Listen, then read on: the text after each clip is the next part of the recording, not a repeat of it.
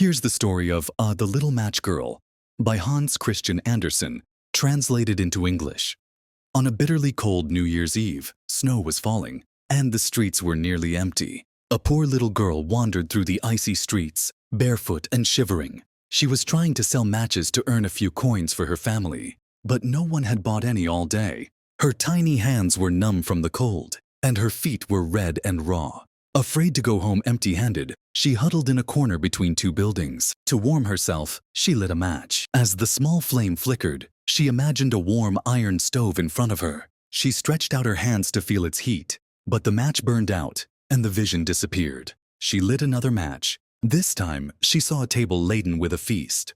Roast goose, steaming dishes, and a shiny knife and fork. But as she reached out to touch the food, the match went out and the table vanished. She struck a third match. Now, she saw a magnificent Christmas tree, decorated with glowing candles and colorful ornaments. The tree seemed to reach the sky, and she marveled at its beauty. But as the match burned out, the lights faded, and the tree was gone. Desperate to hold on to the warmth and light, she lit another match. This time, she saw her grandmother, the only person who had ever truly loved her. Her grandmother smiled at her and held out her arms.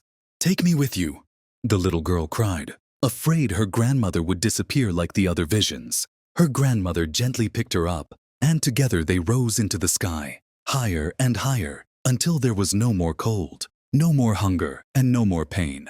The next morning, the townspeople found the little girl in the corner, her cheeks rosy and a smile on her lips. She had frozen to death, but in her final moments, she had found peace and warmth in her grandmother's embrace. The matches she had lit lay scattered around her, their flames long extinguished. This poignant tale reminds us of the struggles of the poor and the importance of compassion and kindness. It urges us to look out for those in need and to cherish the warmth of love and human connection.